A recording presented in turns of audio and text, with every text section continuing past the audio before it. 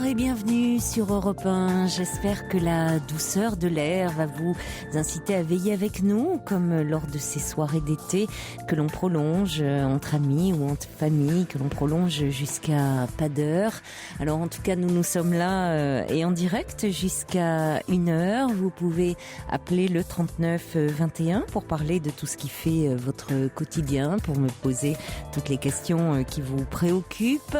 Asiba et Yélène ce soir vont vous accueillir chaleureusement et ils sont deux encore aujourd'hui, ils seront deux toute la semaine jusqu'à jeudi à la réalisation.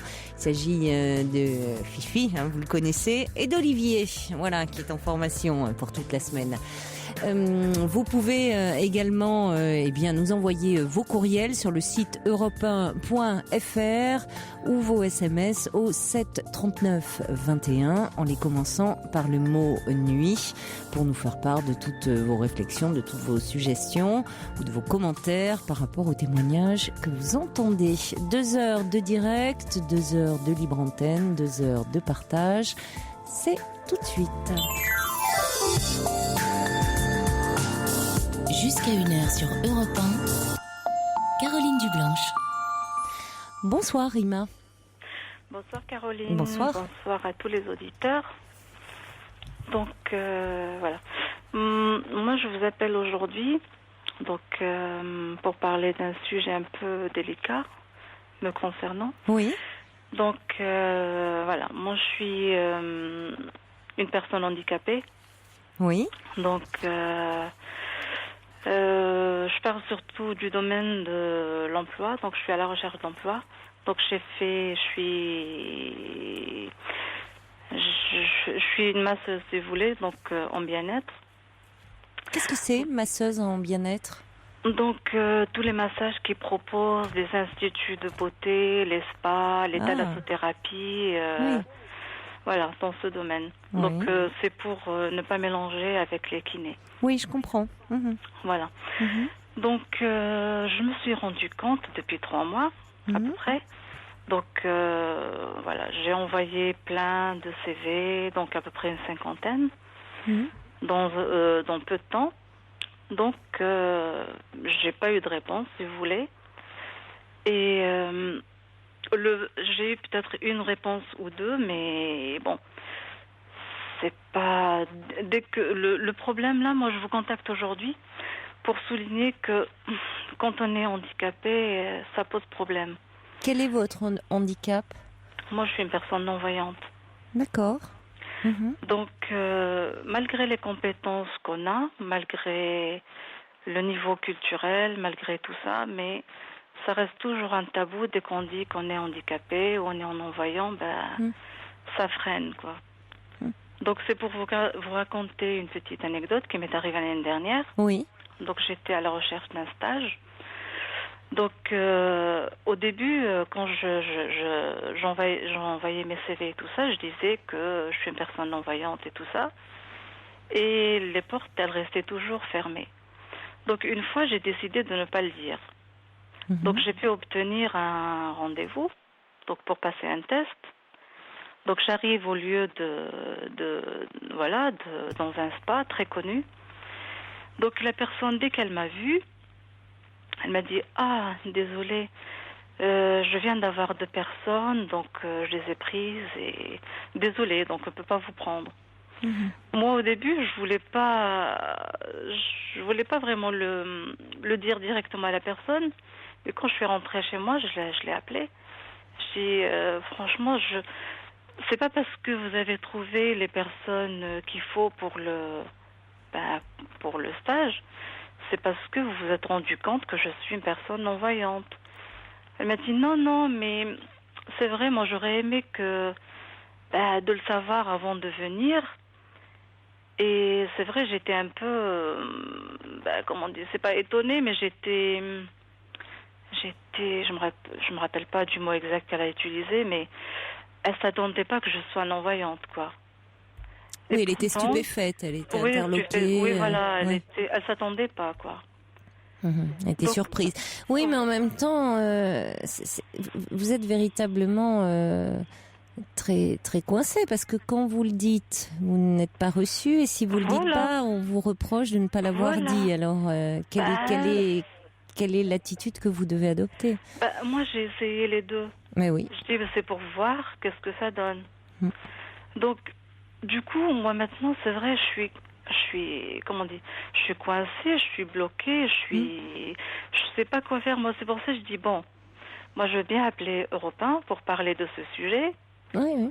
Pour voir déjà, parce qu'il y a pas mal de gens qui ne se rendent pas compte de cette difficulté. Donc, malgré, et pourtant, dans toutes les offres d'emploi et tout ça, ils exigent une bonne présentation. Donc, la personne elle respecte les clients, donc être à l'écoute. Tout ça, moi, je peux dire que j'ai tout ça. Mais le problème, c'est que les gens, ils nous donnent pas l'occasion, ils ne donnent pas la chance de trouver un travail. Et pourtant, comme on dit, quand on dit à quelqu'un qu'on est non-voyant, pour eux, c'est la personne, elle peut rien faire. Oui. C'est comme dans le temps, quoi. La personne, elle est chez elle, donc elle n'a demandé qu'à boire et manger. Et le mieux, c'est regarder la télé ou lui proposer une radio. Mais cette époque, c'est dépassé maintenant. Oui, vous avez raison. On a l'impression que la personne va pas du tout avoir d'autonomie et ça suscite beaucoup d'émotions, de craintes, voire de compassion dans le meilleur des cas. Mais alors en situation de demande d'emploi, l'employeur peut vivre cela comme une charge, comme un poids, en se disant oh là, je vais pas m'en sortir. Donc dire évidemment je vais prendre un salarié valide, dire non, surtout pas d'une personne handicapée. Alors qu'en plus, dans le domaine dans lequel vous postulez, dites dans le masseuse, dans le bien-être, le fait que vous soyez non-voyante ne pose en plus aucun problème. Ne pose aucun. Dans le fait de le toucher des corps, toucher des visages. Enfin, vous avez cette sensibilité tactile. Peut-être, je vais même pas dire. Ça serait peut-être un poncif de dire plus d'ailleurs que d'autres. Je ne sais pas, parce qu'il y a des gens qui sont voyants qui ont aussi beaucoup de sensibilité, et puis il y a peut-être des non-voyants qui n'ont pas beaucoup de sensibilité au bout des doigts. Il ne faut pas tomber dans les clichés non plus. Non, c'est vrai, je suis tout à fait d'accord. Malgré que. C'est vrai, c'est pas confirmé ce que vous venez de dire, mais moi j'ai eu, pendant mes stages ou n'importe, j'ai eu des témoignages de clients et tout ça, qui disaient ce que vous venez de dire, justement. Qui me disaient que c'est vrai, moi je suis, franchement, je préfère avoir un non-voyant et tout ça. Il y a la question de pudeur aussi. Mais et c'est et ça peut se comprendre parce que mais vous voyez, c'est vrai que dans les massages, on est dans la pénombre. D'abord, il y a le côté relaxant. Oui. Et il y a le côté pudique aussi, puisqu'on s'expose, un massage, on n'est jamais nu, mais on nous donne quelque chose, un slip jetable, enfin quelque chose, on est quand même pas très loin de la nudité. Exactement. Donc quelqu'un qui ne nous voit pas, après tout, on est plus à l'aise, on est. Oui, et puis je vais dire, il y a un toucher, ce qui peut au départ, ce que les employeurs peuvent avoir peur, justement, là aussi. Alors, je vais utiliser le mot du regard des autres, du regard des gens, en disant ils peuvent, eux, en disant oh là, ça va être une charge pour nous, il va avoir moins d'autonomie, et puis que vont penser peut-être les clients. Et c'est là où il y aurait beaucoup à faire, à les rassurer, si vous prenez le temps. Oui, non, mais c'est vrai. Et encore, moi, c'est pour vous dire autre chose, ça c'est une expérience que j'ai déjà vécue. Il y a d'autres personnes qui se vantent, moi je l'ai vu en stage, c'est pas en travail, je n'ai pas travaillé encore, qui se vantent en disant « Ah ouais, on a exceptionnellement des masseurs non-voyants. » Donc, pour eux, ça peut être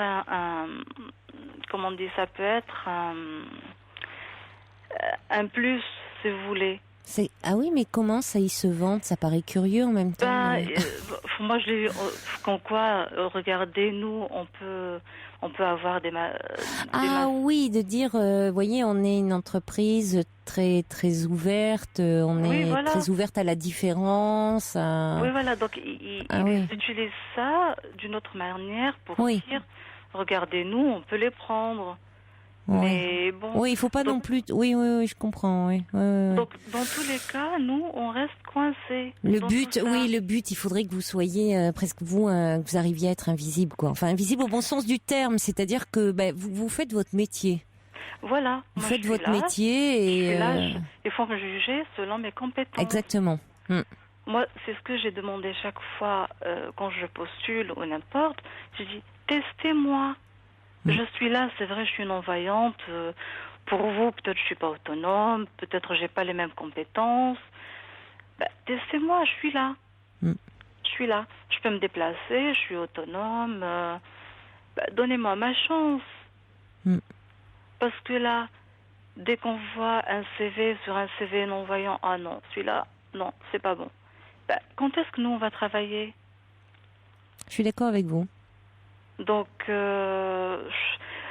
c'est pour ça, franchement, ce soir, je voulais absolument parler de ça. Vous avez raison. J'ai un message d'ailleurs du Subversif qui dit si l'employeur qui n'embauche pas celui qui voit avec ses mains est sourd au bon sens.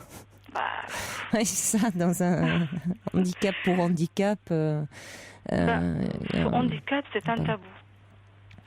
Alors, il y a aussi le problème. Alors, vous, j'allais dire en période de crise, c'est déjà il y a beaucoup de gens qui n'arrivent pas à trouver d'emploi et du coup, pour les personnes handicapées, c'est d'autant plus compliqué quand on est en période de crise économique, parce que les employeurs vont dire déjà, vous voyez, il y a pas d'emploi, alors c'est d'autant plus compliqué pour les personnes handicapées. Mais j'imagine que vous, quand vous postulez, il y a des candidatures spontanées et puis aussi des candidatures là où vous voyez qu'il y a des postes proposés. Moi, je regarde donc sur Internet les offres d'emploi, donc je postule. J'ai pas de réponse et des fois je postule sans qu'il y ait une annonce, parce que dans mon domaine l'avantage c'est qu'on peut travailler partout, donc des entreprises, les instituts, en spa, à domicile, parce que là c'est un métier qui se développe très bien maintenant. Ah oui. Donc là il y a les spas qui s'ouvrent tout le temps, tous les jours. Oui, ça, vous êtes dans un secteur très porteur. Hein. Exactement, exactement. Donc c'est pour ça que je me pose la question, c'est quoi le problème?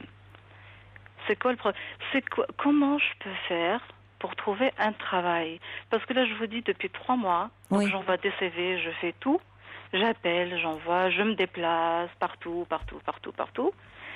Et là, hier, je commençais à me poser la question, je dis, mais je vais travailler quand et comment et par quel tuyau? Vous êtes dans quelle région? Parisienne, le Nord. Parisienne, oui. Vous pouvez bouger, vous pouvez vous déplacer. Je suis autonome, moi, il n'y a pas de problème. Je suis autonome, c'est ça et maintenant je le précise sur les CV maintenant, dans les lettres de motivation.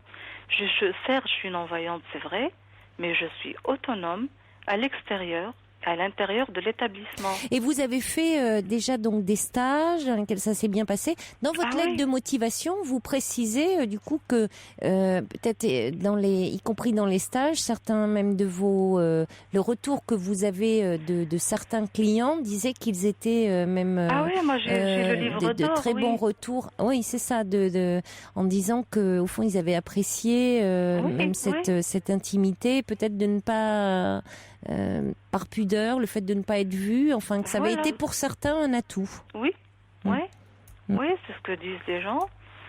Donc j'ai eu une personne qui me dit franchement je suis contente de vous avoir, je préfère une personne non-voyante quoi. Donc comme les clients ils sont satisfaits, pourquoi ils nous donnent pas l'occasion? Essayez. Donc, il ne faut pas fermer les portes directement parce que la personne, elle est handicapée. Ça peut être non-voyante, ça peut être quelqu'un d'autre. Hein. Donc moi, je parle au nom de... je peux pas être la parole... je parle pour tout le monde, mais bon... Et vous n'avez... Pardon, oui. Non, allez-y, pardon. Vous n'avez pas songé à la lancer votre propre... Enfin, monter votre propre cabinet ? Cabinet, non, enfin, mais... cabinet, c'est pas un cabinet, puisque c'est pas une profession médicale, mais j'ai votre fait propre... le statut d'auto-entrepreneur. Oui, c'est ça. Si, je l'ai. Je l'ai. Mais bon, pour avoir ça... Donc déjà, il faut trouver des contrats au niveau des entreprises ou des spas, parce qu'il y a des spas qui prennent ça en compte. Donc des contrats de 6 mois, d'1 an, après ça dépend. Mais le problème, c'est qu'on peut même, je trouve même pas dans ce domaine, même si c'est en ayant mon statut. Donc oui, mais ça après il faut se constituer une clientèle. Oui, c'est vrai. Oui, c'est ça. Hein, mais c'est vrai, avant de constituer sa clientèle, il faut être connu déjà. Oui.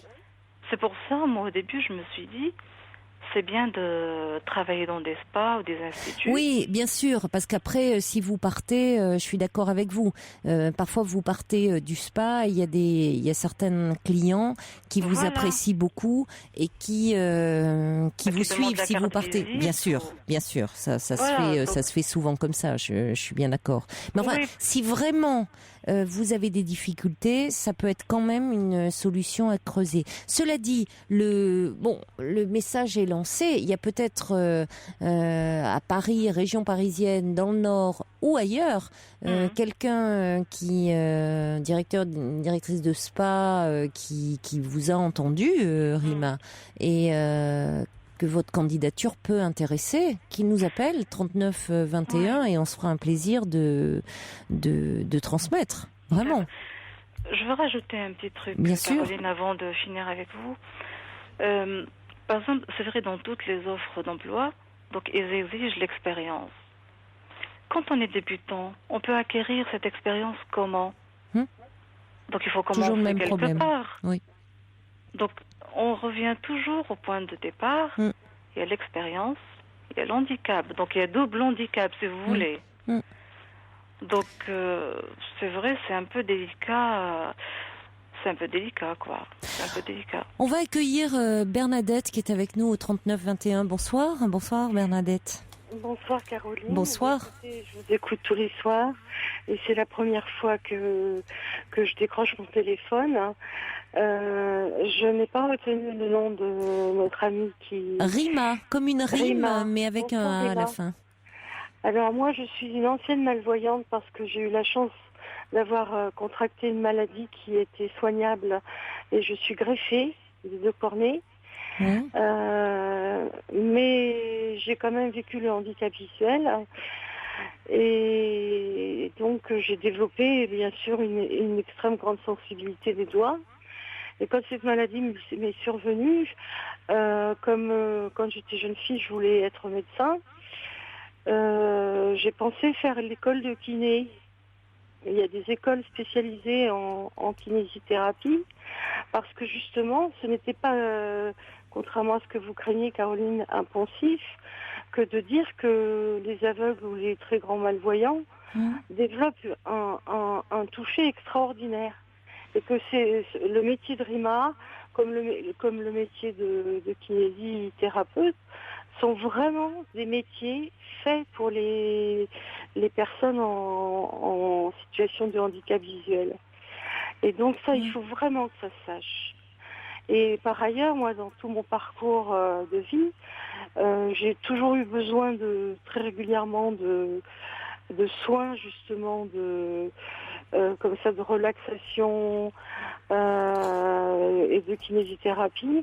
Oui. Et j'ai toujours été très, très, très bien soignée le mieux soignée par des personnes non-voyantes. Alors, je voulais en témoigner parce que je pense que Rima n'est pas... il faut pas qu'elle le vive. Enfin, je sais pas, Rima, quel âge vous avez, mais je crois que vous n'êtes pas différente des autres jeunes gens qui cherchent leur premier emploi à l'heure actuelle. malheureusement, tous les jeunes gens, ils doivent inventer des solutions. Alors, bien sûr, moi, je crois que vous en avez parlé le temps où je patientais au téléphone de l'auto-entreprise. Oui. Il faudrait peut-être essayer de développer ça. Et puis aussi, mon autre idée vous concernant, c'était que, enfin, moi j'habite Paris, alors c'est peut-être plus facile pour moi, parce que il y a tout plein d'associations qui sont situées essentiellement au métro du Roc à Paris 15e, et qu'il faut absolument contacter. Donc, je ne sais pas, Caroline, si vous pouvez la mettre en relation. J'ai pas sous la main la Fondation Valentin à Huy et puis d'autres associations pour aveugles qui se trouvent au métro du Roc. Oui. Vous êtes en Rima relation doit connaître, hein, je pense. Oui, je les connais. Oui. Bien sûr, oui, on pourrait donner les coordonnées. Oui, bien sûr, mais je pense, on peut donner les coordonnées de cette fondation. Il faut vraiment que le bouche à oreille fonctionne. Moi, j'ai travaillé jusqu'à ne plus pouvoir travailler à cause de ma maladie des yeux dans une très grande entreprise où le stress, le harcèlement justement envers le handicap de quelque sorte qu'il soit était devenu insupportable et se développait des séances de massage souvent mises en place par les comités d'entreprise aussi. Ça peut être une piste. Oui. Merci beaucoup en tout cas pour tous ces conseils, Bernadette. Moi, je me faisais masser les derniers temps. Je me faisais vraiment relaxer sur mon lieu de travail. Oui, ça c'est important. Sur des lieux de travail, effectivement, ça existe. Il y a aussi David qui dit il est possible d'ouvrir une entreprise de massage à domicile. Il y a des gens qui parfois c'est pas toujours simple d'avoir un lieu, de trouver un lieu. Donc il y a aussi, on peut aller masser chez les gens, mais dans les entreprises c'est pas mal aussi. C'est peut-être plus sécurisant encore. Vous avez raison, Bernadette. Il y a également Inès. Merci beaucoup en tout cas de votre témoignage. Il y a également Inès qui dit le handicap est encore une caractéristique difficile à accepter dans notre société. On peut se demander encore pourquoi. Inès qui dit qui est travailleur social au chômage et qui a du mal à trouver un poste et qui comprend que ça soit encore plus difficile pour une personne handicapée. Mathieu dit en France les employeurs ont du mal à embaucher les personnes handicapées car souvent vis-à-vis des clients ils ont peur de leur réaction. Bon courage à vous Rima. Et on va accueillir Dany. Bonsoir Dany. Bonsoir Caroline. Bonsoir. Je suis arrêtée, donc je ne roule plus. Merci, c'est bien, c'est plus prudent. Alors, j'appelais, je voulais savoir, j'ai pas bien entendu. Vous avez le haut-parleur en revanche, non? Non, mais je peux pas faire autrement, j'ai un kit manip, ça vous gêne? On a un écho un peu fou. Est-ce que c'est mieux comme ça? On va essayer de... Ils sont deux Attendez, en régie, ils vont essayer de... Alors, éteignez la radio, bon ça c'est déjà une priorité, Allô oui. Oui, ça va mieux là. Oui, j'ai pas ça à la radio. Donc, oui, est-ce qu'elle est de Paris, cette dame? Oui. Oui, elle vous écoute, elle vous écoute, Rima. Il existe à Paris, sur le même mode du restaurant où on mange dans le noir et on est servi par des non-voyants. Il existe depuis peu, mais je n'ai pas les coordonnées sur moi, mais je peux les chercher parce que j'ai entendu ça sur Europe 1, un institut où ils n'emploient que des gens malvoyants ou non-voyants pour massage. Parce que justement, ils ont des dons supérieurs aux autres parce qu'ils ont développé le toucher par rapport... Quand on a un sens qui ne fonctionne plus, on développe forcément les autres. Et ils sont très recherchés parce que justement, c'est de très bons professionnels et très bons masseurs. Donc, je n'ai pas les coordonnées, mais ça existe sur Paris. Écoutez, alors, ça serait formidable, donc, voilà l'info que, oui, j'avais trouvé ça super et j'ai entendu ça sur Europe 1, je ne sais plus quelle émission. Ah bon? Parce que moi aussi, je suis handicapée, je ne travaille plus. Oui. Pas pour les mêmes raisons, et donc j'ai trouvé ça génial. Voyez, voilà, je suis prise en flagrant délit, j'écoute pas Europe 1 toute la journée, il m'arrive de dormir de temps à autre. Voilà, ça devait être pendant mes heures. Il m'arrive de dormir, ça devait être pendant mes heures de sommeil. Heureusement que vous veillez, Dany. Non mais moi j'ai une maladie qui fait que je dors très peu. Alors, donc je vous écoute tous les soirs et puis j'interviens de temps en temps. Ben voilà, vous avez très très bien fait d'intervenir. Hein. Voilà, oui, parce que je dis, c'est pas possible, si elle n'est pas sur Paris, mais ça existe. Alors, je vais on va chercher chercher, les coordonnées, puis je les mettrai sur votre site.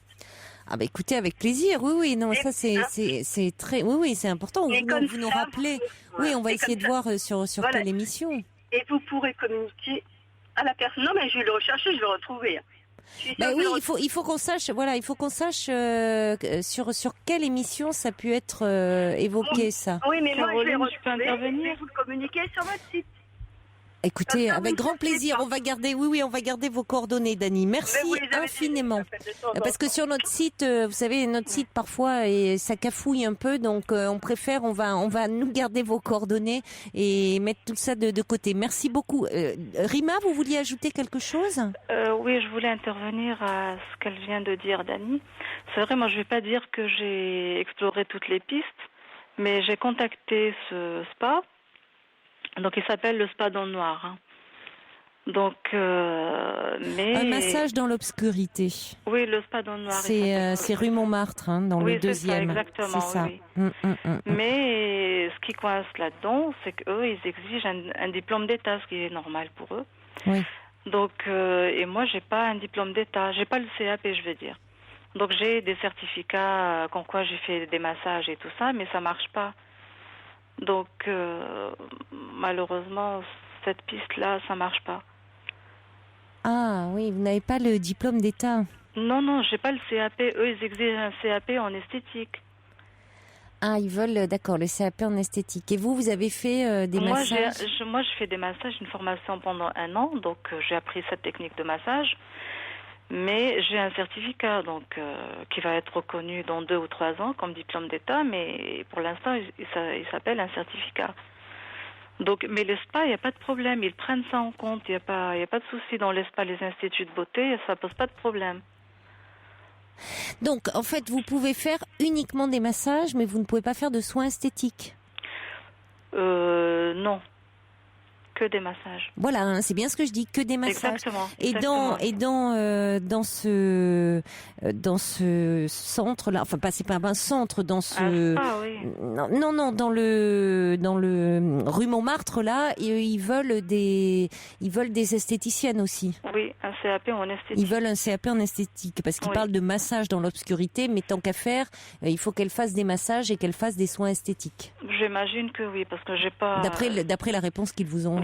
Oui. D'accord. Donc, bon. Mais bon, je remercie énormément Dani, donc c'est gentil. Oui, écoutez, merci, puis merci à Dani, merci à Victor aussi, qui l'a vu lui dans le magazine Métro, massage dans l'obscurité, 65 rue Montmartre. Bon, on peut leur faire de la pub, hein, Paris 2e, parce que c'est bien ce qu'ils font. C'est Delia aussi qui dit ce salon de massage fait un tabac, dit Delia. Bon. Donc après tout, ça c'est formidable puisque ça fait travailler des personnes comme vous qui sont non-voyantes. Hein. Bien sûr, donc, c'est bien, oui. Donc ça c'est très bien aussi. Donc pour le centre dont parlait Bernadette, enfin ça c'est pas un centre, c'est l'association, la fondation Valentin. Le siège est rue du Roc, 5 rue du Roc, dans le 7e. Merci à Gabriel des Hauts-de-Seine. Donc il y a un téléphone qui est le 01 44 49 27 2 fois 01 44 49 27 2 fois et c'est www.avh.asso.fr.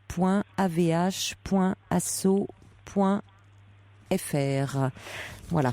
Oui, non mais c'est vrai, moi cette association je la connais, mais eux ils sont là pour nous accompagner, mais c'est pas pour chercher du travail, vous voyez. Donc ils sont là, bien sûr. Voilà. Donc pour chercher du travail, il faut se débrouiller soi-même et voilà. C'est vrai, on peut être autonome, mais bon, quand il y a des obstacles comme ça, c'est pas évident. Hein. C'est pas évident. En tout cas, vous souhaite bonne chance pour vos recherches. Le message est passé. Si on a des spas, des directeurs de spas qui ont entendu votre message, sachant que vous ne pouvez faire pour le moment que des massages, on transmettra évidemment vos coordonnées et vous pouvez nous joindre au 39 21 si vous voulez en savoir un petit peu plus sur le parcours de Rima. Voilà, merci beaucoup bien, et bonne chance pour la suite. Merci bien et bonsoir à tout le monde. Bonsoir et merci à Dany également. Au revoir. Merci, au revoir. Merci à l'auditeur ou l'auditrice qui envoie aussi une autre adresse qui apparemment parle d'un spa. On a vérifié, enfin c'est pas apparemment, un spa dans le noir. Le téléphone est le 01 43 95 46 77. 01 83 95 46 77. Remarquez, je me dis, on va pas faire de la pub normalement pour le spa. Mais bon, allez, écoutez, si c'est pas mal parce que ce spa, là aussi, emploie des personnes qui sont non-voyantes. Voilà, donc c'est une idée originale. C'est vrai que c'est une façon d'exister aussi pour eux à travers tous les spas. Ça se développe beaucoup. Mais à côté de ça, ils emploient aussi des personnes handicapées. Donc c'est pas mal. Donc il y a quelqu'un aussi qui l'a vu dans l'émission de Stéphane Bern sur France 2, c'est Amélie. Voilà, qui nous dit dans son émission le massage se déroule dans le noir intégral et la personne qui l'avait testé avait trouvé ça très bien. Donc, alors JB, lui, m'envoie un petit mail pour dire et pourquoi ne pas inventer une histoire de tradition de massage africain ou asiatique prodiguée par des non-voyants, proposer de pratiquer les yeux bandés, inventer le cérémonial. Vous avez beaucoup d'imagination, JB, mais à un moment, je crois que quand même, ils vont découvrir le poteau rose. Autant mieux dire dès le départ ce qu'il en est. Mais pourquoi pas ? Continuez à cultiver votre imaginaire, c'est bien. C'est vrai que ça fait partie aussi, c'est bien de fantasmer. Gabriel veut le nom de... On va vous le redonner, le nom de l'institut qui se trouve rue Montmartre, mais je peux pas non plus le citer constamment à l'antenne parce qu'après on va dire que je fais de la pub et que je veux des massages gratuits. C'est pas que ça m'arrangerait, j'adore les massages, moi. Fifi aussi en veut, toute l'équipe en veut, donc on va vous le donner, mais hors antenne. Et on va accueillir maintenant Ivana. Bonsoir. Bonsoir Ivana. Caroline. Pardon, excusez-moi pour la voix, je suis un tout petit peu malade. Mais je vous en prie, c'est embêtant pour vous surtout. Elle va dérailler peut-être à un moment donné.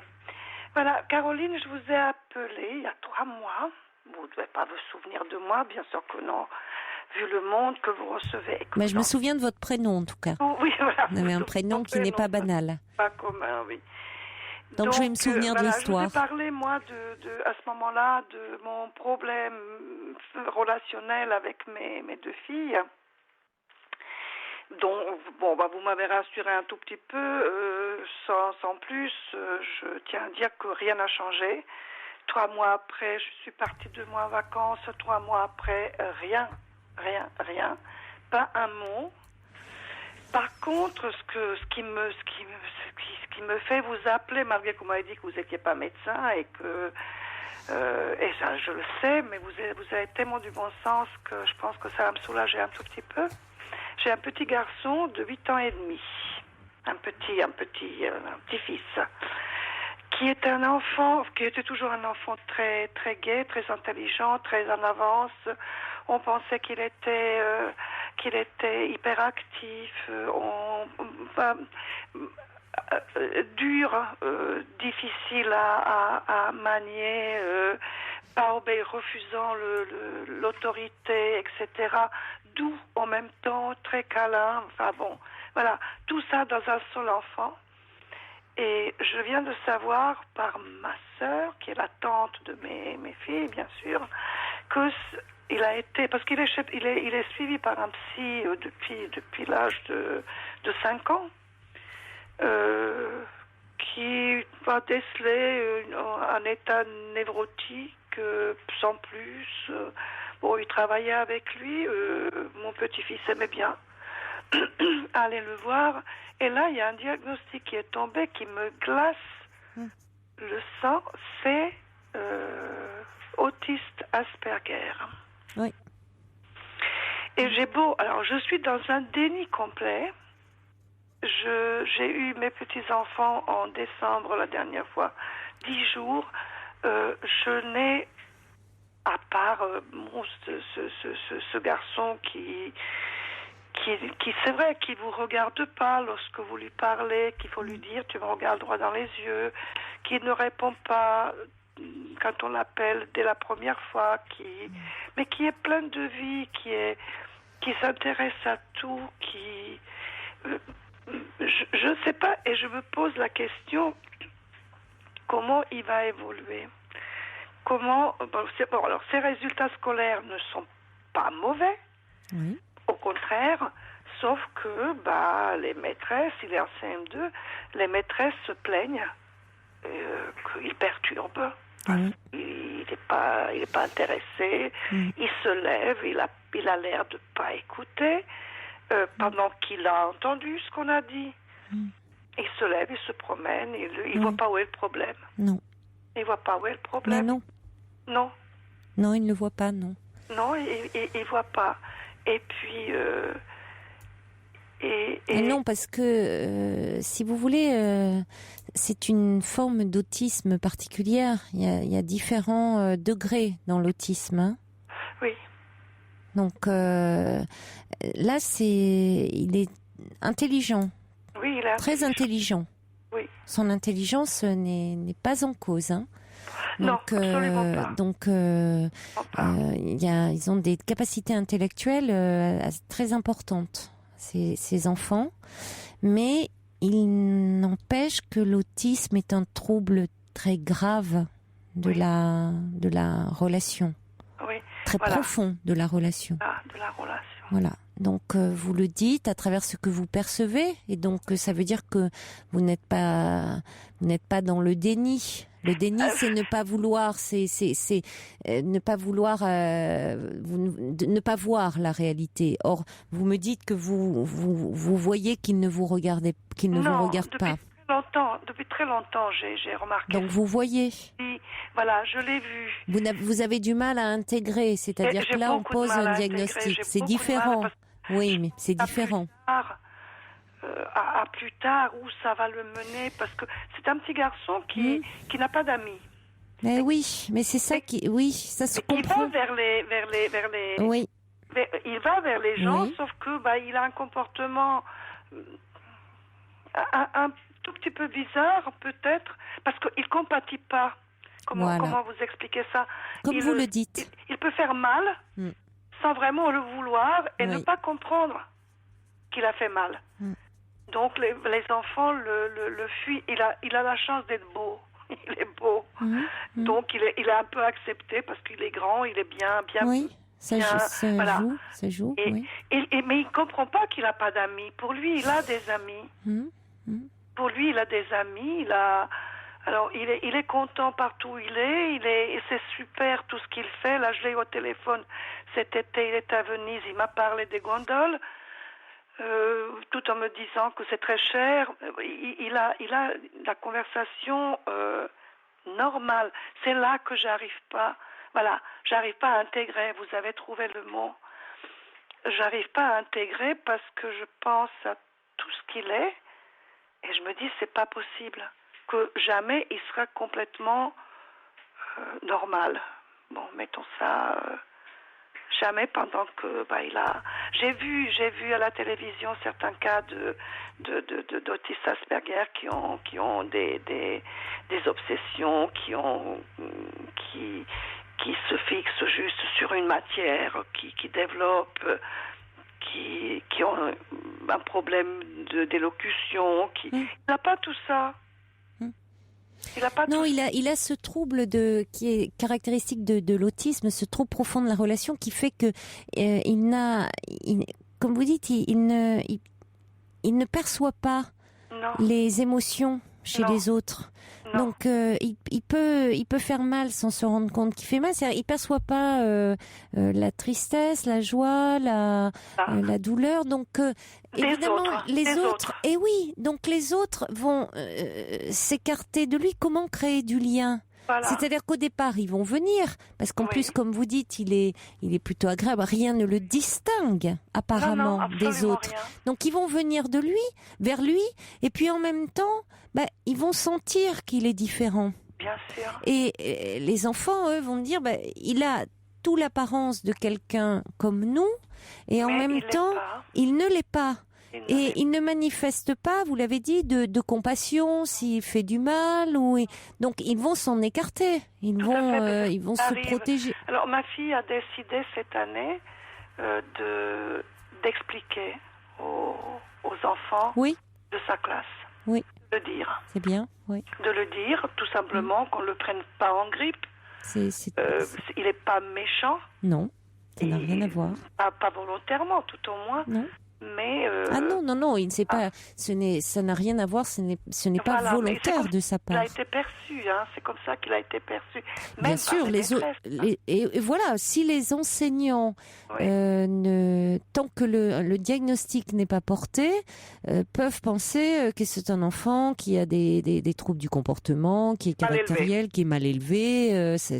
Voilà, on peut passer à côté de quelque chose. Alors, vous imaginez si les adultes, les enseignants portent un tel regard sur l'enfant, ce qu'il en est de ses camarades. Sûr, je comprends très bien, moi. Je comprends très bien, mais je vous dis, moi, je suis dans...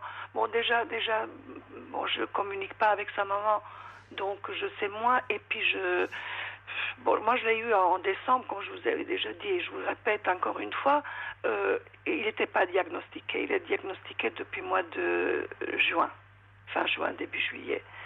Enfin, il a quel âge, vous m'avez dit? Tombé. Et puis, depuis, j'ai pas eu ma fille au téléphone et j'ai appris, parce que c'est toujours un téléphone arabe, n'est-ce pas, parce que moi, je me suis dit, j'aimerais bien l'avoir, mais l'avoir tout seul, sans sa petite sœur, un tout petit peu. Et j'ai appris que, non, maman n'a rien compris. Il n'en est pas question. Je ne sais pas ce que j'ai pas compris. Est-ce que vous avez l'impression que j'ai pas compris ce qui est et comment il faut se comporter avec lui? Qu'est-ce que j'ai pu ne pas comprendre? Parce que je comprends moi ce qu'il a. Alors, vous pouvez comprendre ce qu'il a et en même temps, votre fille, semble-t-il, elle, ce qu'elle vous dit, c'est que vous ne comprenez pas comment vous comportez avec lui. Oui. C'est ça. Ce qui est différent, c'est deux niveaux différents. Oui, mais moi, je sais pas comment... C'est compliqué de se comporter, comment se comporter avec lui.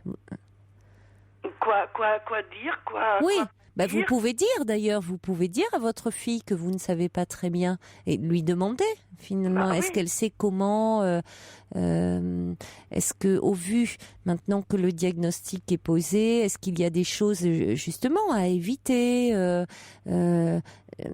justement lui demander ce qu'il en est. C'est-à-dire que vous continuez à rester la grand-mère donc à être aimante, mais peut-être justement quand il ne vous regarde, vous dites il ne vous regardait pas et peut-être que là où vous lui disiez écoute maintenant regarde-moi ça suffit. Oui. Peut-être que pas. Non, ça suffit, c'est moi qui le rajoute. Vous n'avez pas dit ça d'ailleurs.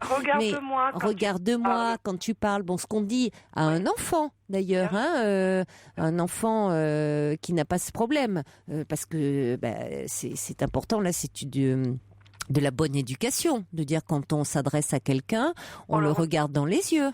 Voilà, c'est quand on éduque un enfant, on l'élève bien. Voilà, on s'adresse à quelqu'un, on n'est pas là à regarder comme ça, en regardant ses chaussures, ou alors, sauf si on a l'impression qu'on a fait une bêtise ou quelque chose comme ça. Bon, là, vous l'éduquiez, mais vous pouvez dire à votre fille, justement, est-ce qu'il y a des choses à éviter? Qu'en est-il? Je ne connais pas ce qu'il en est, et ça serait bien que tu m'aides, enfin qu'on fasse ce bloc pour l'aider le mieux possible. Parce que ce qui me fait mal au cœur quelque part maintenant, c'est à cause c'est vrai qu'il a déjà un fardeau sur le dos et je suis la seule grand-mère qu'il a.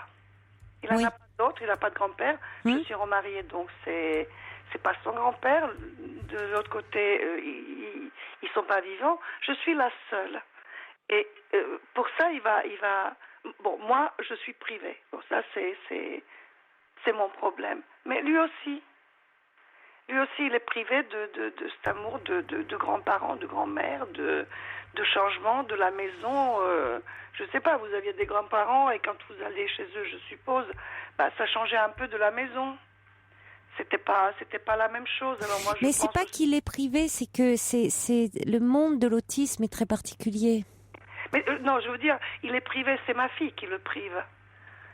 Oui, mais là, on en avait parlé de ce contentieux entre votre fille et vous. Donc, voilà. Bon. Donc, je trouve ça dommage et je sais même pas. Je me pose la question est-ce que ça serait utile Quoi qu'il a pas uniquement que des parents, qu'il a de la famille. Mais vous le voyez, cet enfant. Elle isole un tout petit peu. Oui, mais vous le voyez quand même. Non, plus. Oui, enfin, vous l'avez vu. Vous me parlez quand même. Oui, depuis le mois de décembre. Bon. Je l'ai eu au téléphone. Oui, mais là, vous savez bien, quand même, vous avez un lien puisqu'elle vous parle de. Non, c'est pas à moi. Elle parle à sa sœur. Oui. À ma fille aînée. Oui, c'est toujours la même chose. Bon, là, écoutez, pour vous centrer sur votre petit-fils, vous pouvez dire que vous avez je sais pas, appris ou envoyé, je sais pas, un petit mot ou sans, il s'agit pas de dramatiser les choses, mais dire que d'une façon ou d'une autre, si vous pouvez être là, enfin aider, soutenir, un petit mot gentil, dire que pour être là pour aider, soutenir et faire en sorte d'accompagner cet enfant, de l'accompagner au mieux. Oui, c'est ce que j'aimerais. Tout en voilà. Bon, il va bien falloir que j'accepte l'idée, qui est très douloureuse d'ailleurs. C'est quelque chose de très douloureux. Ça, Pour votre petit-fils. Ah oui. Oui, alors ça, c'est déjà, c'est-à-dire que c'est déjà important avant de faire une démarche vers votre fille. Oui. Mais vous le savez par une note de votre fille. Oui. Alors, ça fait le tour de France en Croatie, de Croatie chez moi, vous voyez. Ça a été, je l'ai su comme ça. Que j'ai su qu'il avait des problèmes neurologiques, etc. Ça fait longtemps qu'on sait. Mais et votre autre fille s'entend bien avec sa sœur? C'est nouveau. C'est nouveau. Bon, tant mieux. C'est nouveau, oui. C'est depuis qu'elles s'entendent bien que toutes les deux. C'est ce que vous m'aviez dit. Avec moi, oui. Bon, mais je me souviens maintenant. Oui. Voilà, peut-être que c'est une façon aussi de se rapprocher, que c'est si elles se rapprochent l'une de l'autre, du coup, elles ont besoin un petit peu de mettre de la distance avec vous, parce que à un moment il y avait beaucoup de rivalité entre elles deux et qu'elles vous rendent responsable de cette rivalité. Tout à fait. Donc, tout à fait. Je la laisse. Vous m'avez aidé. Dans ce sens-là, vous m'avez beaucoup aidé. Mais peut-être justement par celle de vos filles qui est plus proche quand même de vous, en tout cas moins en revendication, moins en conflit ouvert avec vous, dire peut-être qu'elle, si elle veut bien, enfin elle peut faire passer le message à sa sœur que vous pouvez être là, que la famille peut faire bloc autour vous de votre petit-fils, celle de son neveu et. Que je me disais, là il est petit encore. Il a quel âge? 8 ans et demi. 8 ans et demi. Oui, les problèmes vont s'accentuer et grandir. Oui, mais il va être pris en charge. Il va être pris en charge. Il va être pris en charge. À partir du moment où le diagnostic est porté, il va être pris en charge. Donc c'est important parce que c'est de mettre en place déjà qu'il y ait un diagnostic de posé pour pouvoir qu'il y ait une prise en charge, vraiment, et qu'on puisse s'occuper de lui. Et je crois qu'il va avoir une aide scolaire aussi. Ah, évidemment, ça va être indispensable. Qu'il ait une aide scolaire autour de lui. Oui. Il y a Juliette qui conseille la lecture de Je suis née un jour bleu de David Tammet, qui est autiste Asperger, justement.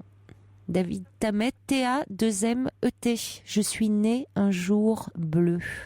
C'est un joli titre. C'est très joli. Voilà.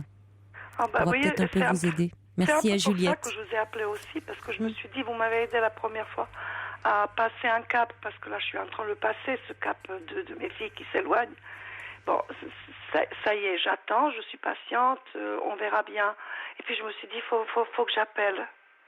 Faut que j'appelle Caroline, parce que d'abord pour votre bon sens, et puis pour quelque chose qui m'éclairait peut-être, et puis peut-être que quelqu'un est dans le même cas ou est grand-parent d'un enfant comme ça, parce que bon, les parents ont d'autres aussi, mes grands-mères d'un enfant comme ça. On aura peut-être voilà, des réactions. Pour le moment, nous n'en avons pas, mais nous en aurons peut-être dans l'émission. Peut-être. Peut-être il y en a beaucoup plus que des problèmes de cœur, mais bon, moi, je les ai. Bah, écoutez, bon courage en tout cas. Merci Caroline, je vous remercie beaucoup. Je vous en prie. Au revoir Ivana. Au revoir.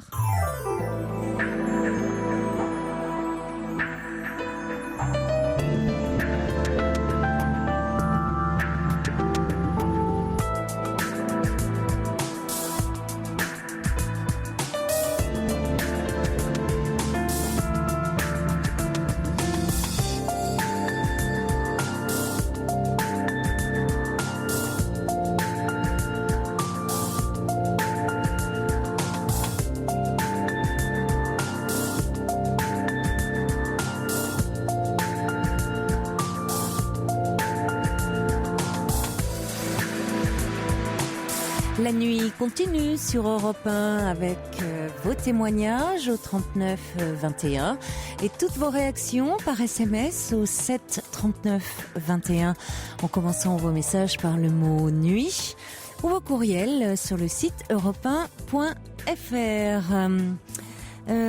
Juste avant le journal de minuit, Ivana nous parlait de son petit-fils, donc qui avait été diagnostiqué autiste Asperger. Je me souvenais plus, j'ai eu du mal et je remercie l'équipe qui est allée chercher sur un site un livre que j'avais lu qui m'avait beaucoup plu, qui faisait référence à l'autisme mais de façon assez ludique, qui s'appelle Le bizarre incident du chien pendant la nuit. C'est un livre de Marc Haddon, H-A-2-D-O-N, et si vous voulez, c'est en fait un jeune adolescent qui est très doué, qui a beaucoup une mémoire notamment photographique, qui est très doué, donc je me souviens en mathématiques. Et en fait, mais alors évidemment, au niveau des êtres humains, il n'y comprend rien. Et un beau jour, il découvre que le chien de son voisin gît mort sur le pas de la porte, et ça crée un déclic en lui. Il mène l'enquête et même il écrit une nouvelle sur cette enquête. Et c'est une vision un peu du point de vue d'un adolescent autiste, et ça permet un peu de comprendre ce qu'est l'univers d'un autiste. Donc merci à Juliette qui conseillait Je suis née un jour bleu de David Tamet qui est autiste Asperger, et aussi il y a ce livre Le bizarre incident du chien pendant la nuit de Marc Haddon, H-A-D-2-D-O-N, et là l'éditeur c'est Nil. Voilà, on va accueillir maintenant Sophie. Bonsoir. Bonsoir Caroline. Bonsoir Sophie. Je remercie le Standard et je vous remercie de me prendre à l'antenne. Mais je vous en prie. Voilà, donc je vous appelle parce que je suis une maman vraiment très très brisée. J'ai des gros problèmes avec ma fille qui a 13 ans. Donc voilà, elle s'est échappée, elle est partie de la maison plusieurs nuits, plusieurs jours, elle rentrait plus du tout. La police ne la retrouvait pas. Ils m'ont dit une recherche internationale. Et moi, toutes les nuits, je dormais pas. J'avais peur qu'il lui était arrivé quelque chose de grave, quoi. Oui. Dans la ville où je vis, avec tout ce qui se passe en ce moment, les enlèvements des enfants, violés, battus et tout ça. Donc moi, je m'alimentais plus, je dormais plus, et la police m'a téléphoné qu'il la retrouvait pas. Donc, et alors. Donc ils l'ont retrouvé finalement après plusieurs jours. Et donc au poste de police, ça a été long. On est resté toute une après-midi. Et je me suis battue et j'ai pris la décision vraiment de la placer. Là, j'ai signé pour 1 an de la placer en famille d'accueil. Donc ça fait 15 jours qu'elle est placée en famille d'accueil. Donc je l'ai fait partir de ma ville. Je l'ai fait quitter son collège. Ça, c'était obligé, de toute façon. Il y avait les services sociaux, il y a un centre médico-social à qui j'ai fait appel, la police, donc, et donc là, elle est loin de chez moi, quoi. Et donc, c'est une enfant qui, elle me cassait tout à la maison.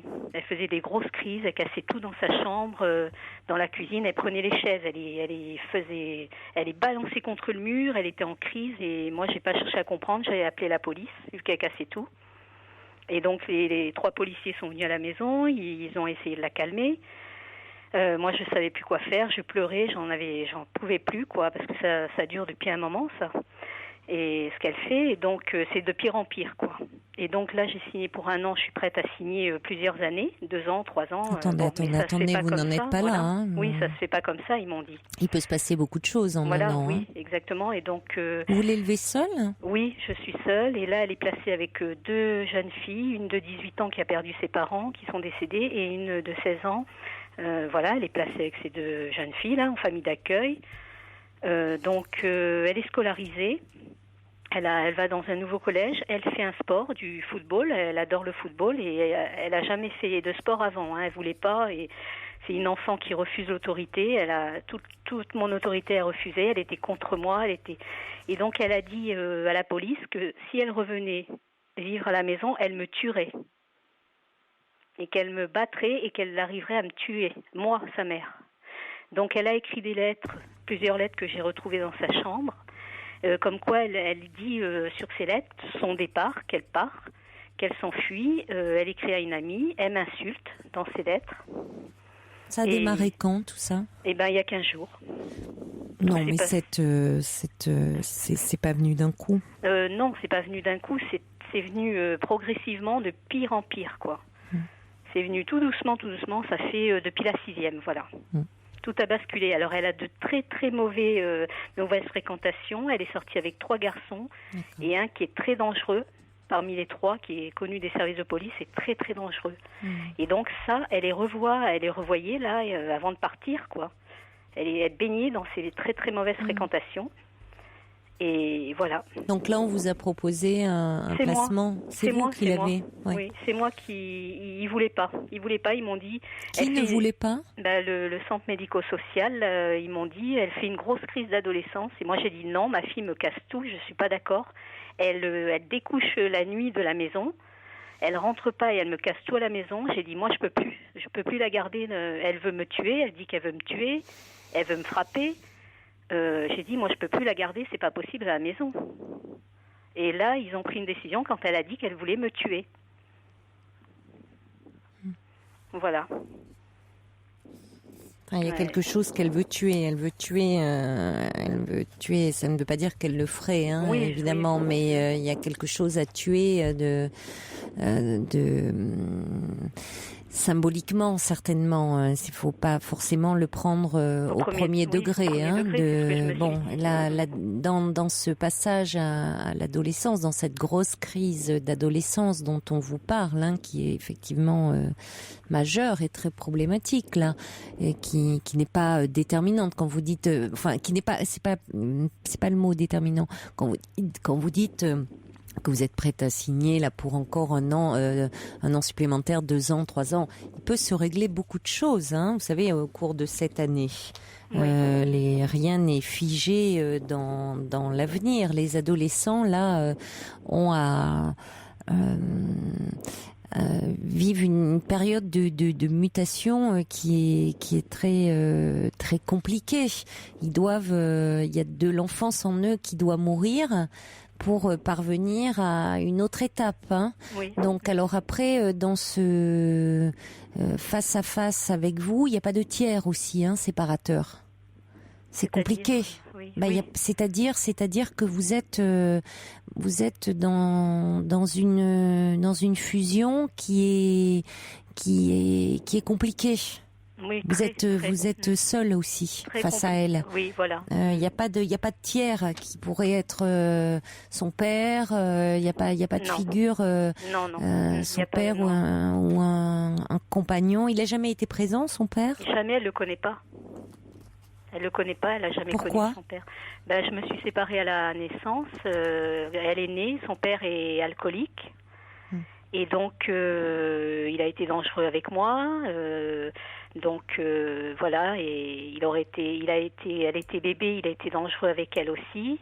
Il lui a fait des menaces, il a menacé ma fille, il me l'a enlevée, enfin, c'était très compliqué. Il me l'a... Enfin, c'est plutôt avec vous qu'il a été menaçant.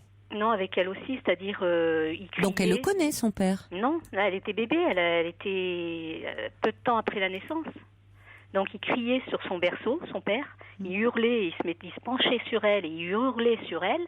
Il avait des crises de violence et moi, il m'a attrapée, il commençait à me frapper et j'avais la petite dans les bras. Elle était bébé, ma fille. Et là, il me l'a arrachée des bras, il m'a jeté dehors et il s'est enfermé avec ma fille dans les bras, lui. Et là, c'était c'était vraiment l'enfer, quoi. Lui, il est resté seul avec ma fille chez lui, alors que moi, j'étais dehors. Il a fallu que j'intervienne, que j'appelle la police. Et c'était vraiment infernal pour le calmer, pour pas qu'il fasse tomber la petite. Ma fille qui hurlait, elle était bébé, mais je peux vous dire qu'elle a crié. Elle avait pas 6 mois, elle avait 4 mois, 4 mois, 3-4 mois. Elle l'a plus revue depuis? Non. Mais elle s'en souvient pas, 3-4 mois. Vous lui en avez parlé depuis? Elle posait des questions sur son père quand elle était petite? Jamais.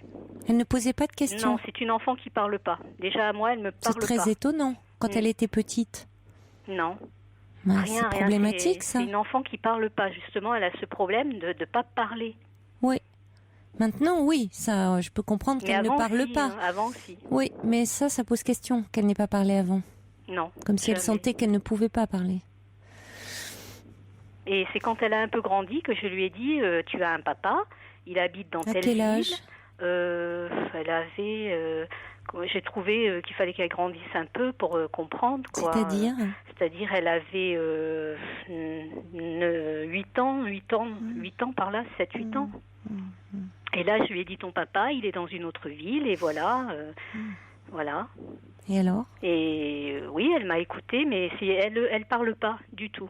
Vous n'avez pas posé de questions? Non. Oui, c'est qu'il était déjà un peu trop tard. Non. Parce que elle avait dû avoir déjà des questions qui lui avaient été posées par d'autres enfants. Oui. Entre enfants, on demande. Oui, c'est la question. On parle des parents à l'école, ton papa, ta maman. Et puis il y avait un grand non-dit autour de ça. Et puis elle devait sentir que c'était la question à ne pas poser, quelque chose qui était très problématique. Et puis dans la façon peut-être où vous en avez parlé, elle a dû sentir qu'il fallait pas aller plus loin. Oui. Donc il y a certainement tout de cette histoire aussi qui ressurgit là. Et donc j'ai décidé de faire une thérapie, que ma fille fasse une thérapie avec moi. Oui. Et donc ça n'a rien donné parce qu'on y est allé 3-4 fois et elle participait pas. Et donc ils ont voulu commencer la thérapie par ma famille, mes arrière-grands-parents, enfin. Et ma fille, là, elle s'est exprimée, elle a dit, parce que vraiment on la pousse à parler, et elle a dit, mais moi, ta famille, je l'ai pas connue, je m'en fiche, j'ai rien à dire là-dessus. Et tes parents sont morts, enfin voilà, c'était assez violent, quoi. Elle ne connaît pas votre famille? Très peu. Pour quelle raison?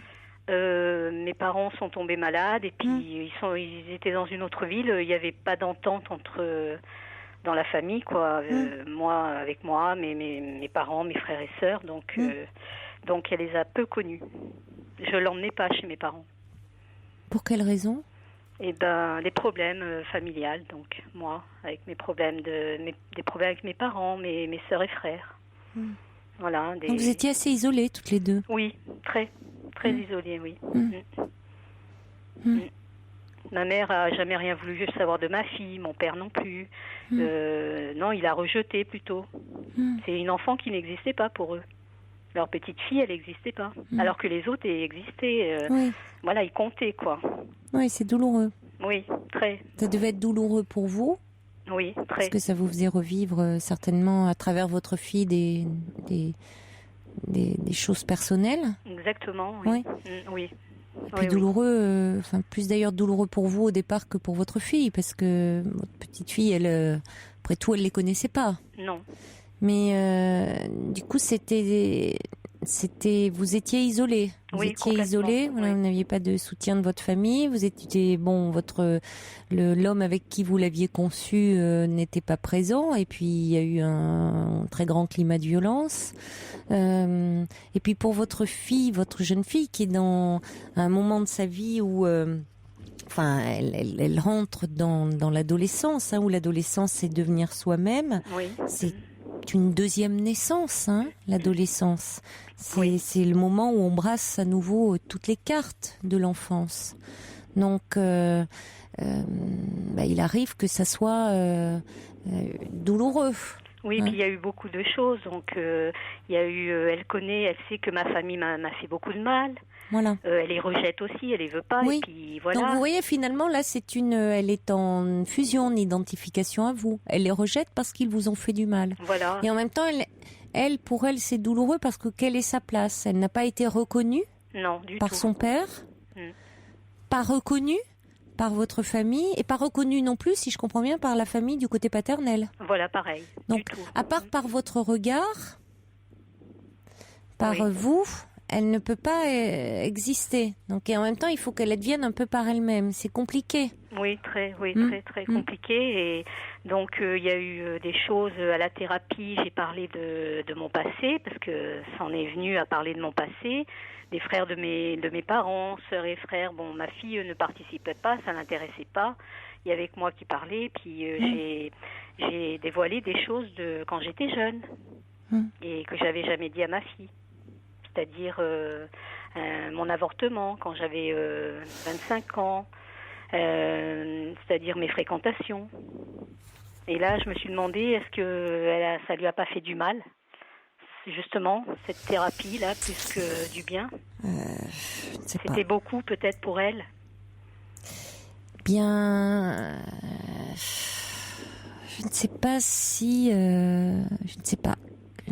C'est-à-dire que peut-être que parler des fréquentations, c'est-à-dire que des mauvaises fréquentations, après tout, vous pouvez, un parent peut dire, peut affirmer quelles sont ses valeurs et peut dire que vous-même, à son âge, vous avez eu des personnes comme ça, des mauvaises fréquentations qui ont fait que ça vous a amené à vivre des choses compliquées. Oui. Maintenant, parler de votre avortement à votre fille à 13 ans, je sais pas. Vous voyez, c'est à un moment où elle était mal et perturbée, je suis pas sûre. Ça montre que vous aviez besoin d'en parler. Oui. Qu'il y a quelque chose qui n'était pas passé, qui restait douloureux. Fallait-il nécessairement en parler à votre fille? C'est vrai que là, je ne suis pas sûre. C'est-à-dire que c'était important d'en parler, de parler de tout ce qui peut être en lien avec elle, de pourquoi par rapport à l'éducation, parler de votre... Voilà. Mais bon, c'est comme ça, les thérapeutes l'ont repris. Parce que vous parliez en présence de thérapeutes, donc c'était à eux de reprendre, c'est-à-dire que quand le parent se lance dans des confidences qui relèvent de son intime à lui, normalement les thérapeutes sont là pour soit peut-être, il s'agit pas forcément d'interrompre, mais de dire là peut-être on va arrêter là pour aujourd'hui, ou en tout cas de reprendre, de l'élaborer, de reprendre les mots pour ne pas faire porter la souffrance la souffrance du parent à l'enfant, qui n'est pas toujours à même de pouvoir réagir, qui peut être sidéré, qui peut être, vous voyez, ou en tout cas il faut à ce moment-là pouvoir donner la parole à l'enfant. Oui, et voilà, et puis là donc dans la thérapie ils nous disaient si on voulait arrêter, continuer, mais par contre ils ont commencé, on parlait d'enfants, moi, parce que quand j'ai consulté, moi j'ai dit j'ai des problèmes avec ma fille, donc à la thérapie ils ont commencé à parler de Laura, si elle avait des frères et sœurs, des demi-sœurs, des demi-frères, elle en a une, elle a une demi-sœur qu'elle connaît pas. Et après, on en est venu à parler si moi j'avais eu d'autres enfants. Et on en est venu à parler de mon avortement. Mais j'ai pas pu donner le nom de la personne avec qui j'avais fait, avec qui j'avais été. Mais elle a bien entendu, quoi. Donc, oui, mais moi je pense que pour le coup, étant donné que elle est dans une, elle a pas d'autre socle pour s'appuyer en dehors de vous, identitaire, j'ai envie de dire, à un moment charnière de son existence, où quand je parlais un peu de tiers séparateur, c'est-à-dire elle a pas de personnes, d'autres personnes référentes sur laquelle s'appuyer, ça n'en rend que plus explosive votre relation. À vous. Donc quand on est trop dans la fusion, qu'on veut un peu se sortir de cette fusion, ça rend des relations extrêmement agressives, c'est plus de l'agressivité, c'est de la violence. C'est pour ça qu'elle parle de tuer, il faut qu'il y en ait presque une des deux qui meurt. Elle casse, mais il faut casser le lien. Donc pour le coup, une thérapie à deux, ça me paraît inapproprié parce qu'elle a au contraire besoin de se différencier de vous. Eh ben oui. Moi, je pense que vous ayez besoin de faire un travail sur vous, peut-être d'aller parler de certaines choses de votre histoire, que ça ravive dans votre histoire personnelle, de vos difficultés avec vos parents, de ce que votre fille vous fait revivre, de votre propre parcours, parce que les enfants sont très doués pour cela, de revivre, de nous faire revivre les difficultés que nous avons nous-mêmes traversées au même âge avec nos propres parents. Et puis aussi toute cette violence que vous prenez en travers de la figure avec elle, tout en vous disant que elle est pas mauvaise, elle est que malheureuse, hein, et bien au-delà de ce qu'elle peut en dire, et justement parce qu'elle ne peut pas dire. Et justement, moi je vais voir quelqu'un de mon côté, seul, un genre de thérapie, quoi. Je parle, mais que de moi. Mais vous avez raison. Oui, voilà, j'en parle parce que j'en ai besoin. C'est pour ça que je vous appelle aussi, Caroline, parce que j'ai beaucoup besoin de parler. Et donc, avant-hier, j'ai été voir un psychologue aussi. J'ai parlé de moi, de mon passé, tout. J'ai vécu des choses assez graves, des attouchements sexuels par mon frère. Et donc, ce que vous me disiez sur Laura, oui. Donc, j'ai vécu en couple et on parlait de référents ou je sais pas, oui. Et j'ai vécu en couple et j'ai été séparée pendant 5 ans. J'ai vécu en couple, donc, et la personne avec qui j'ai vécu, va prendre ma fille. Là, l'éducatrice a décidé que la personne avec qui je vivais allait prendre ma fille là pour les vacances. Une semaine et quelques week-ends, quoi. D'accord. L'homme avec qui vous avez vécu? C'est une femme. Ah. Voilà. Et elle va avec Nathalie, donc j'ai une grande confiance. Et ma fille a une grande complicité avec Nathalie. Et donc, elle a plus qu'une complicité, quoi. C'est une deuxième maman. Mais malgré ça, parce que finalement, elle la voyait pas tout le temps. Elle la voyait peu. Elle lui téléphonait pas quand elle avait ses problèmes, Laura, ma fille, quoi. Donnez pas trop de prénoms. Oui, pardon. Et donc, excusez-moi, oui. Et donc, voilà. Donc, ça n'a pas empêché qu'elle fasse des crises, quoi. Oui, mais là, les crises peuvent tout à fait s'expliquer dans ce contexte où, bon, à un moment, vous étiez... Il y a quand même toute une histoire assez complexe, assez lourde, où il y a cette absence de père qui ne l'a pas reconnu. Il y a vous n'étiez pas porté par votre famille. Elle n'existe. Elle ne peut que s'appuyer que sur vous, mais en même temps, il faut qu'elle existe en dehors de vous. Oui. Et donc ça ne peut, pour le moment, ça se fait de façon assez violente. Ah oui, bon, très... voilà. Mais c'est une phase à traverser. Et donc, il faut la prendre au sérieux parce que et en même temps, si vous voulez, elle va être entourée, elle va être suivie. Et vous savez, les adolescents ont particulièrement besoin d'adultes autour d'eux qui parlent vrai. Hein. Et là, elle est suivie par un psychologue. Ils vont la montrer à un médecin. Elle va être, elle a besoin qu'on l'entende, qu'on l'écoute, qu'on la soutienne. Et vous, c'est important que de votre côté, vous soyez soutenu. Oui. Parce que votre fille a aussi réparé certaines choses de votre histoire. Donc moi, je pense que vous avez bien fait et que c'est courageux de votre part d'avoir demandé à ce qu'il y ait cet éloignement. Hein. Ça me paraissait absolument nécessaire. Moi, c'était un appel au secours et de l'aide que je leur ai dit. Je vous en supplie, ne me laissez pas comme ça avec ma fille. Oui. Il a fallu que je me batte. Ça me paraît indispensable. Il voulait que je la garde avec moi, quoi. Et je leur ai dit, si elle rentre, elle se ressauve dans les 2 secondes qui suivent. Oui, et il faut être prudent parce que souvent, les fugues comme ça, et particulièrement chez les jeunes filles, c'est le premier signe d'une errance, c'est à prendre au sérieux. Donc, voilà.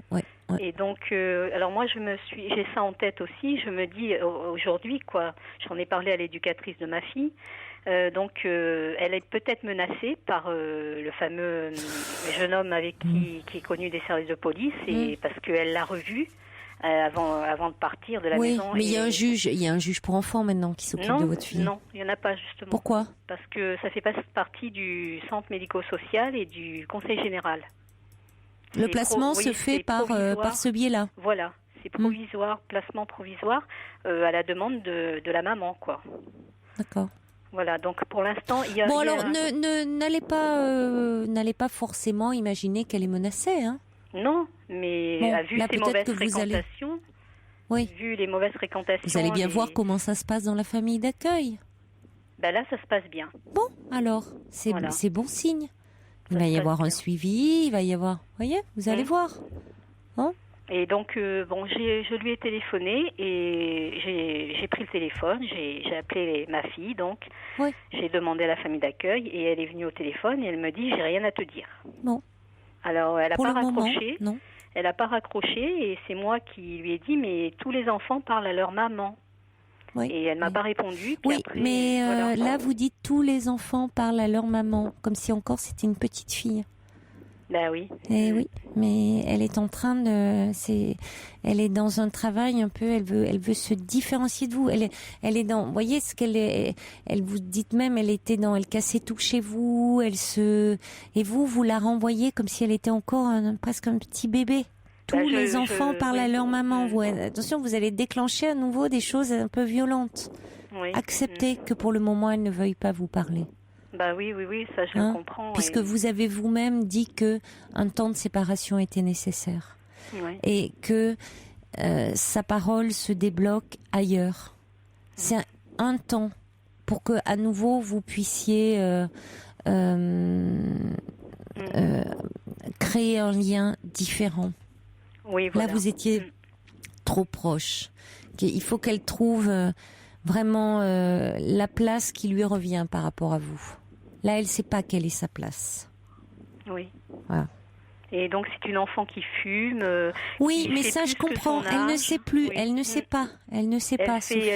Elle est perdue actuellement. Elle a 13 ans. Il faut l'accepter. On lui donne 16 ans. On lui donne plus. Mais elle a 13 ans quand même. Voilà, elle a 13 ans quand même. Elle a 13 ans quand même. Donc, il est important de tenir compte de cela.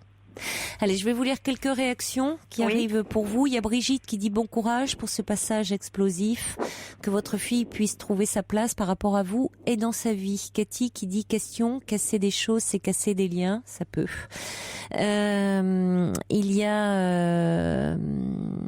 a également Prune qui dit vous êtes angoissée, faites-vous aider par un psy, c'est ce que vous faites, votre fille est furieuse, la séparation était nécessaire. Lilia qui dit cette crise d'une extrême violence exprime l'interrogation sur l'existence de ce père absent. Pour le moment, c'est vous qui cristallisez cette haine.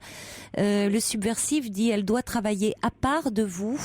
Il ajoute à votre corps défendant votre hyper-existence la phagocyte et Et il dit ces cris spectaculaires sont à la mesure de son identification à vous. Son existence propre pour le moment n'a pas de place. Il n'y a pas eu de reconnaissance de la part de son père. Aujourd'hui, elle essaie de la trouver de force. D'accord. Oui. Mais ça ne préjuge en rien, encore une fois, de l'avenir. Vous savez, il y a... c'est... Accoucher de soi-même, ça peut être douloureux. Hein. Oui. Un accouchement se fait pas sans mal. Hein. Oui, je comprends. Tout Alors à fait, c'est vrai qu'il y a beaucoup d'adultes qui aiment bien des jeunes gens comme ça, bien propres, bien clean sur eux, qui dérangent personne. Et justement. Mais parfois voilà, il y a vraiment des crises d'adolescence, hein, comme on dit, la véritable crise avec tout ce que ça comporte de risqué, de dangereux, de lourd et de ça ne préjuge. Oui, avec l'adolescent qui se met vraiment en danger, où il faut être là, tenir bon, et en danger, oui. Et où en fait, ils sont souvent très malheureux et qui n'arrivent pas à dire et il faut le prendre vraiment au sérieux, pas leur faire de cadeaux parce qu'ils n'ont pas besoin de démagogie. Il faut placer sur leur route des repères et je peux vous assurer que ça fait plus tard des adultes bien construits. Hein. Oui, j'espère vraiment parce que j'avais plus d'espoir. Hein. Je le disais, je disais non, j'avais plus d'espoir ni pour elle ni pour moi. Non, mais elle a raison, hein, donc rien n'est joué, vraiment. Oui, c'est ce qu'on me dit. Et... Non. Vraiment. Et savez, vous, faites-vous aider parce que de votre côté aussi, le fait que vous fassiez un travail de votre côté, ça va aussi vous aider à trouver votre place différemment par rapport à elle, à prendre du recul, à travailler sur votre relation avec elle, la relation que vous aviez avec vos parents. Vous savez, les relations mère-fille, c'est un peu comme les poupées russes, hein, celles qui s'emboîtent. Oui, vous savez, c'est vous savez, les poupées gigantes. Oui, ça s'analyse sur plusieurs générations souvent. Et vous savez, quand j'ai eu ma fille, j'ai mal quand on vous demande le sexe, vous voulez savoir le sexe, garçon ou fille. Et là, j'ai dit oui, et ils m'ont dit c'est une fille, je l'ai mal pris. Et j'ai tout de suite ma réaction, ça a été ah non, je veux pas une fille, je veux pas qu'elle ait ma vie à moi, qu'elle ait la même vie que moi, elle va avoir la même vie que moi, parce que c'est une fille. C'est pas lâchement, vous aviez peur.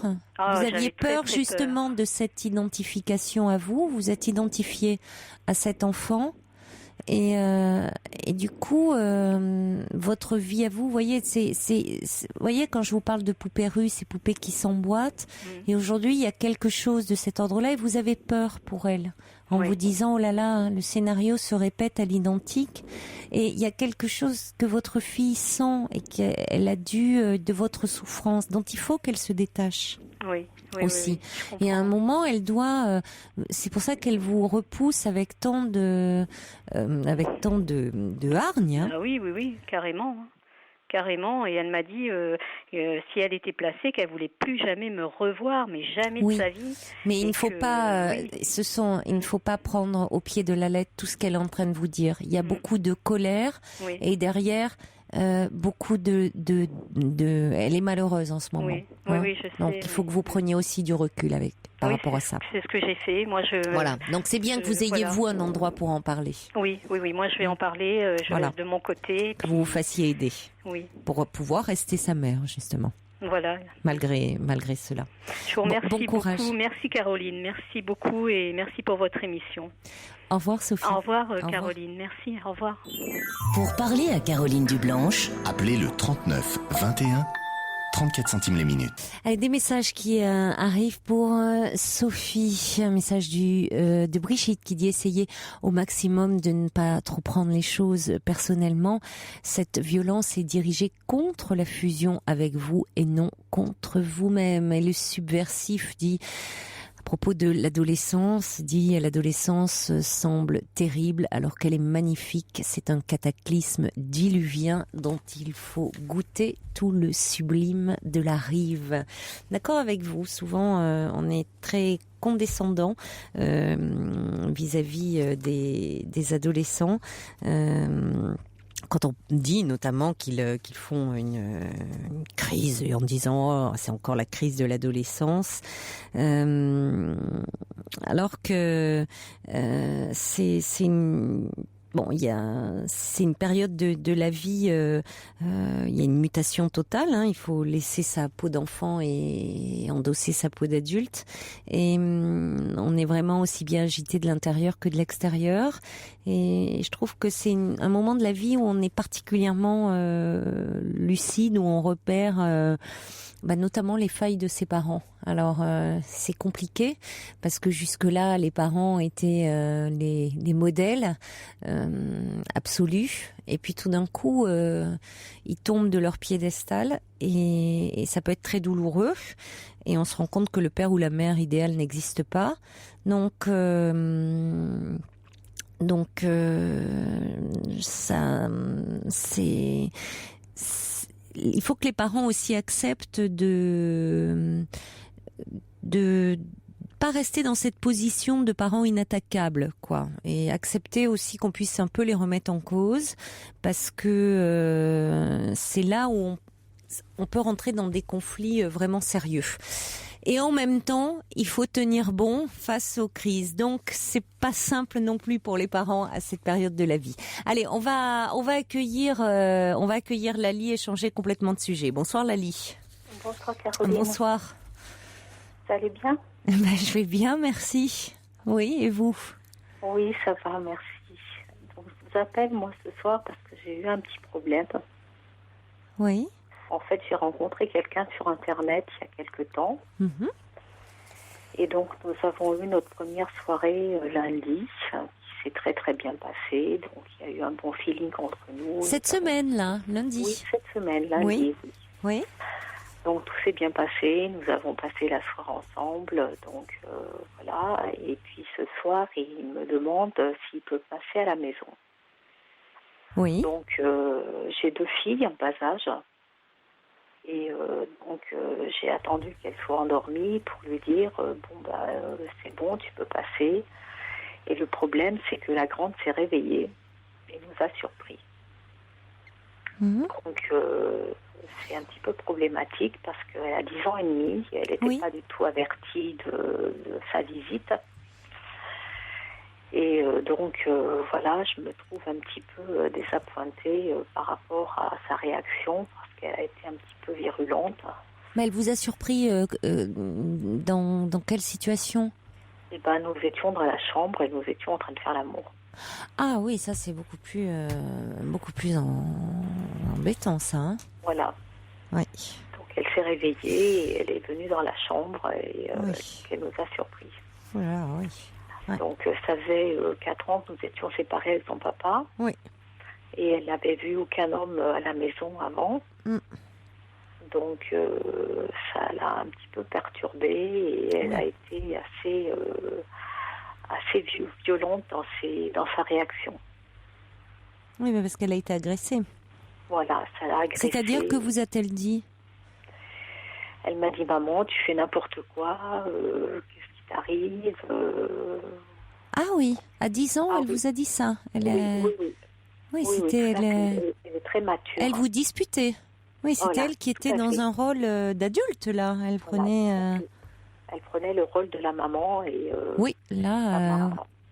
Ça m'a un petit peu... Oui, elle n'est pas repartie dans sa chambre, elle ne s'est pas mise à pleurer, elle vous a disputé, quoi, comme si vous étiez en train de faire une bêtise. Voilà, tout à fait. D'accord. Mm-hmm. Donc, j'ai été assez... Comment avez-vous réagi, vous? Sur le coup, j'ai pas réagi tout de suite. Je lui ai dit, Lara, va dans ta... excusez-moi,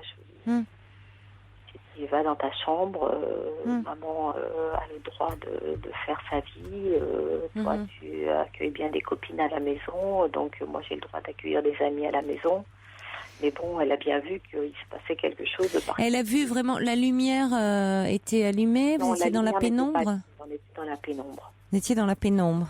Oui, elle n'était pas là depuis longtemps, selon vous?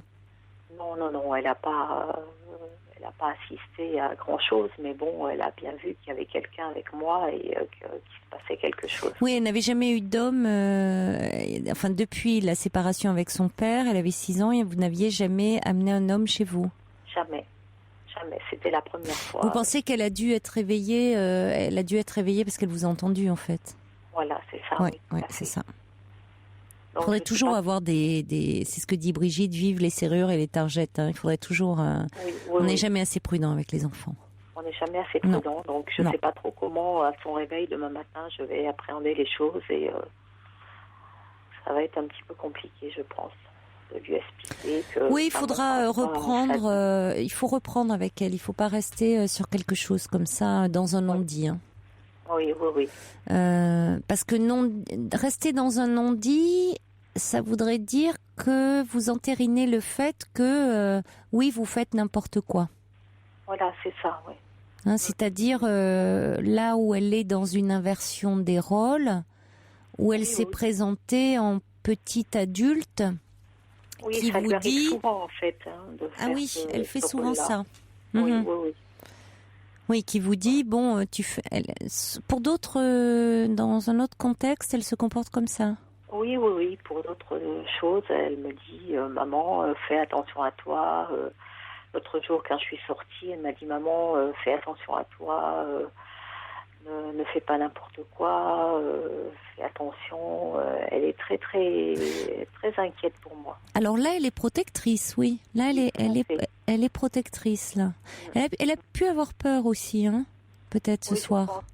Elle a peut-être eu peur, votre petite fille.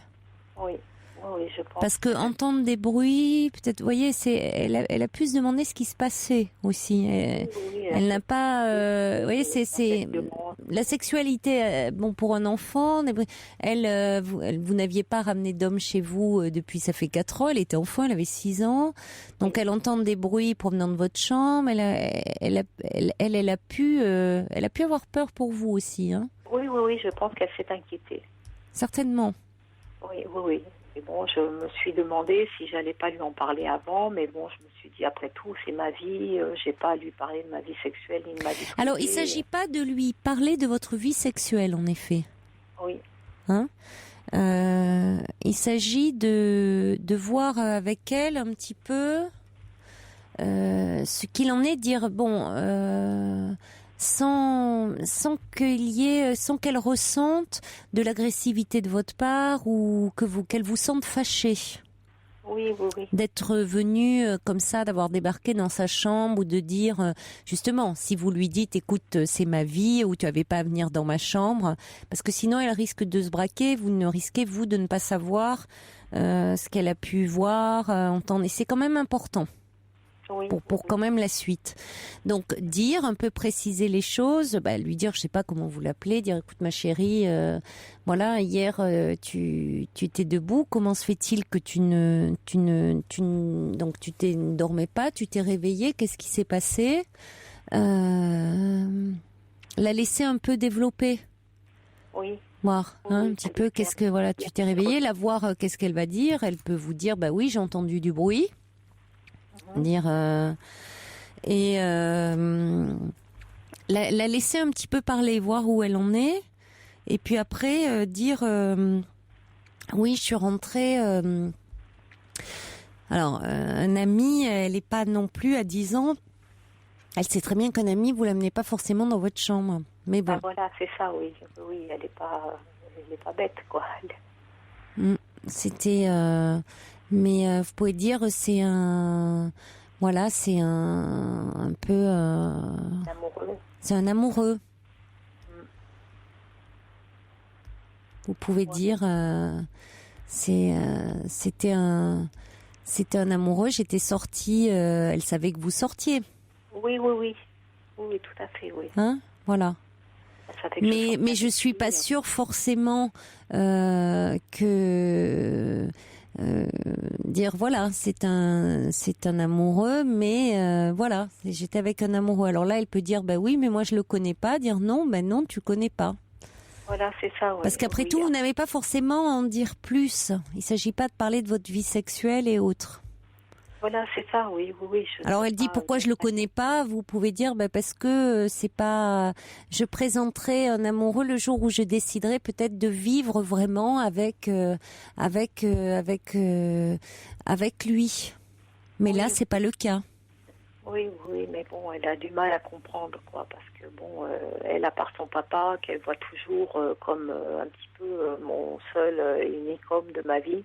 Oui, mais là, vous pouvez dire, tu sais, depuis que je suis plus avec ton papa, maintenant, ça reste ton papa, on sera toujours tes parents et on sera toujours là on vous aimera tout le temps et on sera toujours là pour s'occuper de toi.